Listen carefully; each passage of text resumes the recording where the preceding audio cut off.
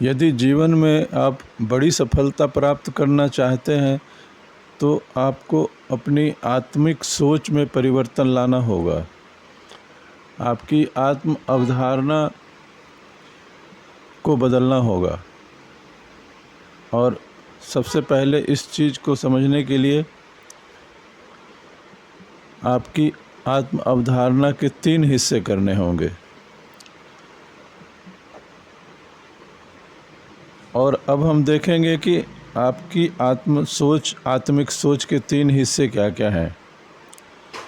इन 3 हिस्सों में पहला है आत्म आदर्श यानी सेल्फ आइडियल। यह उस आदर्श व्यक्ति की छवि है जिसकी तरह आप बनना चाहते हैं, और यह आदर्श छवि आपके व्यवहार और अपने बारे में आपके विचारों पर गहरा असर डालती है। तो आपका आत्म आदर्श उन गुणों और लक्षणों का मिश्रण है जिन्हें आप सबसे ज़्यादा पसंद करते हैं। यह आपकी प्रबल आकांक्षाओं का योग है, और यह आपका सपना है कि आपका आदर्श व्यक्ति कैसा होना चाहिए। असाधारण लोगों के बहुत स्पष्ट आत्म आदर्श थे, और जिनकी ओर वे लगातार बढ़ रहे थे। उन्होंने खुद के लिए ऊंचे मानदंड तय किए। असाधारण सफलता प्राप्त करने वाले व्यक्ति अपने लिए खुद ऊंचे मानदंड तय किए और उनके अनुरूप जीने की कोशिश की। आप भी ऐसा ही कर सकते हैं। आप किस तरह के व्यक्ति बनना चाहते हैं, आप इस बारे में जितने स्पष्ट रहेंगे, उस बात की उतनी ज़्यादा संभावना है कि आप दिन ब दिन वैसे ही बनते चले जाएंगे। आप अपनी प्रबल आकांक्षाओं के शिखर तक उठेंगे और आप वह बन जाएंगे जो आप सबसे ज़्यादा बनना चाहते हैं। दुर्भाग्य से असफल और दुखी लोगों के आदर्श बहुत अस्पष्ट होते हैं, और सच पूछा जाए तो असफल लोगों के आदर्श ज़्यादातर मामलों में तो होते ही नहीं हैं। वे किस प्रकार कैसा बनना चाहते हैं इस बारे में ज़रा भी नहीं सोचते, न उन गुणों पर ध्यान देते जिन्हें वे खुद में विकसित करना चाहते हैं। तो उनका विकास धीमा हो जाता है और अंततः ठहर जाता है, और वे एक मानसिक दुष्चक्र में फंस जाते हैं और फिर जस के तस वहीं बने रहते हैं। असफल लोग आत्म सुधार की हर प्रेरणा को गंवा देते हैं।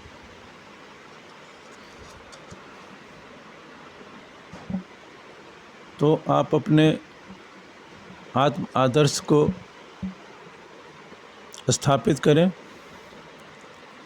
और जब भी कोई व्यक्ति दूसरों में अखंडता, उद्देश्यपूर्णता, साहस और कर्मठता के गुणों का सम्मान करता है, तो वह अपने भीतर भी इन जीवन मूल्यों को आत्मसात करने लगता है। और जैसे जैसे आप अपने मूलभूत जीवन मूल्यों को स्पष्ट करते हैं, उन्हें अपने हर काम में एकीकृत करने के लिए मेहनत करते हैं, तो आपका व्यक्तित्व बेहतर होता है। और चूँकि आपका बाहरी जीवन आपके भीतरी जीवन का प्रतिबिंब है, इसलिए आपके कामकाज, आपके संबंध, आपके बाहरी जीवन का हर पहलू भी सुधरता है। अब आत्मिक सोच का दूसरे हिस्से पर बात करेंगे। यह है सेल्फ इमेज यानी आत्म छवि। इसका मतलब है कि आप हर दिन खुद को किस तरह देखते हैं और अपने बारे में किस तरह सोचते हैं। आपका आंतरिक दर्पण क्या है, जिसमें आप यह पता लगाने के लिए देखते हैं कि किसी खास स्थिति में कैसा व्यवहार या प्रदर्शन करना है। और आप अपने आंतरिक दर्पण के अनुसार ही बाहर व्यवहार करते हैं। आप हमेशा उस तस्वीर के अनुरूप व्यवहार करते हैं जो आपने अपने बारे में खुद के भीतर स्थापित कर रखा है। इस कारण परिवर्तन आसान हो जाता है। अगर आप हर क्षेत्र में अपने भीतर स्थापित मानसिक तस्वीरों को बदल लें तो परिवर्तन आसान हो जाता है, और आप अपने प्रदर्शन और व्यवहार को आसानी से बेहतर बना सकते हैं। तो आत्म छवि में परिवर्तन करें और यह प्रक्रिया आपके प्रदर्शन को सुधारने के सबसे बेस्ट तरीकों में से एक है।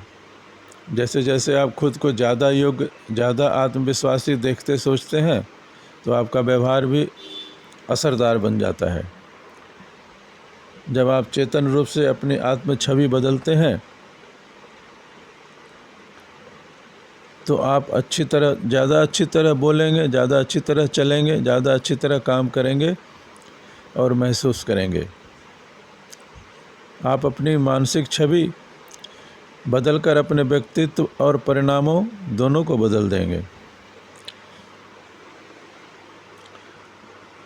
अब तीसरे हिस्से पर आते हैं। आपकी आत्मिक सोच यानी आत्म अवधारणा का तीसरा हिस्सा है आपका आत्मसम्मान, सेल्फ रिस्पेक्ट या सेल्फ एस्टीम। आत्मसम्मान का मतलब है कि आप खुद के बारे में कितना सम्मानित महसूस करते हैं। यह आपके व्यक्तित्व का भावनात्मक अंग है और यह गुण उच्च प्रदर्शन की बुनियाद है। यह खुशी और व्यक्तिगत प्रभाव की कुंजी है। यह ऊर्जा, उत्साह, जीवंतता और आशावाद का स्रोत है। यह आपके व्यक्तित्व को शक्ति देता है और आपको सफल बनाता है। आपके आत्मसम्मान का स्तर दो बातों से तय होता है कि आप खुद को कितना मूल्यवान और सार्थक समझते हैं और खुद को कितना पसंद और कितना अच्छा मानते हैं।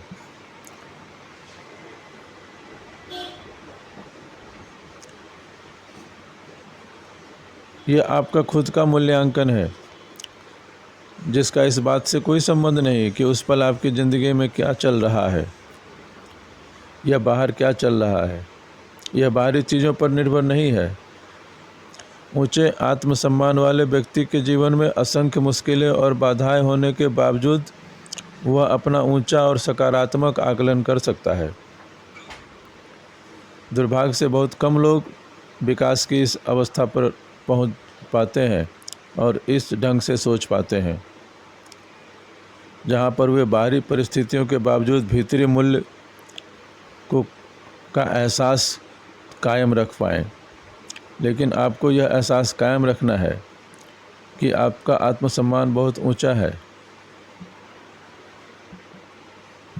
आपके आत्मसम्मान के स्तर को तय करने वाला दूसरा तत्व है आत्मक्षमता की भावना। आत्मक्षमता का मतलब यह है कि आप जो भी काम करते हैं उसमें आप खुद को कितना योग्य और सक्षम मानते हैं। यह आत्मसम्मान का प्रदर्शन वाला हिस्सा है और आत्मसम्मान की बुनियाद है। आपके आत्मसम्मान के दोनों हिस्से कि आप अपने बारे में कैसा महसूस करते हैं और आप अपना परफॉर्मेंस कैसा रखते हैं, ये दोनों हिस्से एक दूसरे को बल देते हैं। यदि आप खुद के बारे में अच्छा महसूस करते हैं तो आप बेहतर प्रदर्शन करेंगे और जब आप बेहतर प्रदर्शन करते हैं तो खुद के बारे में अच्छा महसूस करते हैं। दोनों एक दूसरे के पूरक हैं और एक के बिना दूसरा कायम नहीं रह सकता।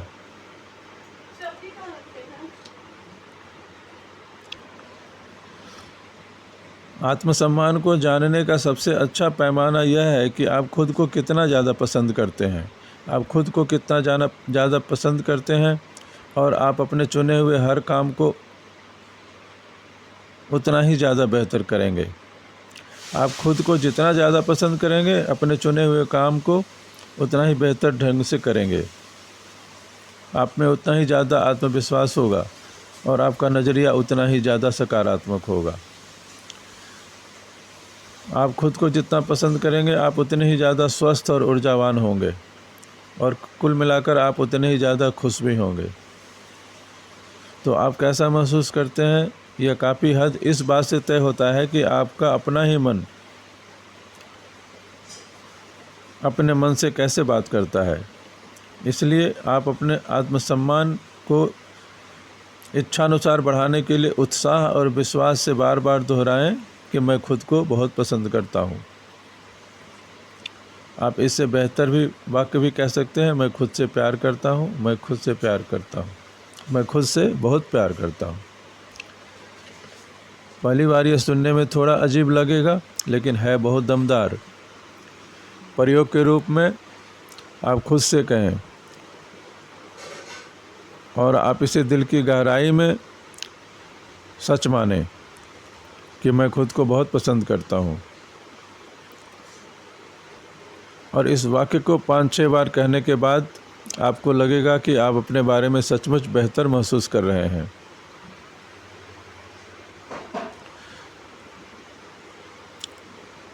बच्चों को भी यह सिखाएं कि जब वे दुखी हो या कुछ गड़बड़ कर दें तो कहें कि मैं खुद को बहुत पसंद करता हूँ, तो वे खुश हो जाएंगे और मुस्कुरा देंगे। यह संदेश इतना खुला और ग्रहणशील है कि बच्चों के व्यक्तित्व पर इसका बहुत ही ज़्यादा असर पड़ता है।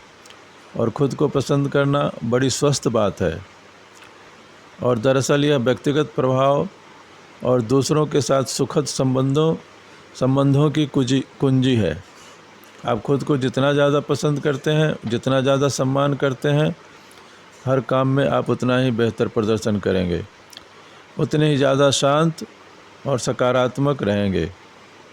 अपनी योग्यताओं के बारे में आपको जितना ज़्यादा आत्मविश्वास होगा, आप कम गलतियां करेंगे,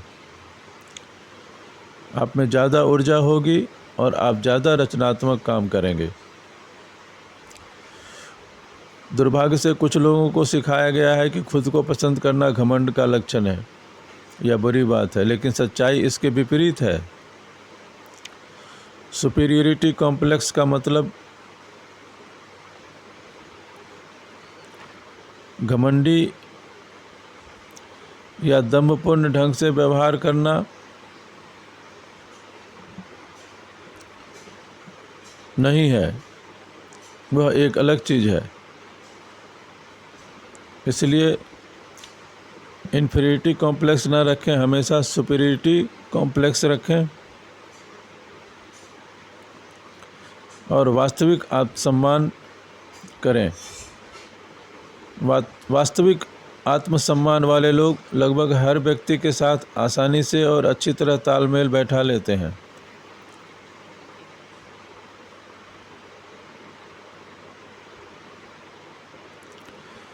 अब इसके कुछ नियम हैं, उसको समझें कि आत्मसम्मान के नियम क्या हैं।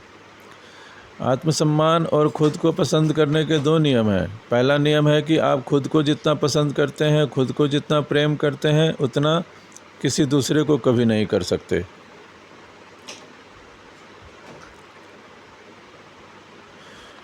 दूसरा नियम यह है कि आपको यह उम्मीद कभी नहीं करनी चाहिए कि आप खुद को जितना पसंद करते हैं, कोई उतना दूसरा व्यक्ति आपको करे। खुद को पसंद करने और स्वीकार करने का स्तर आपके मानवीय संबंधों की गुणवत्ता पर लगा कंट्रोल वाल्व है। यह हर इंसानी स्थिति में समस्या का समाधान है।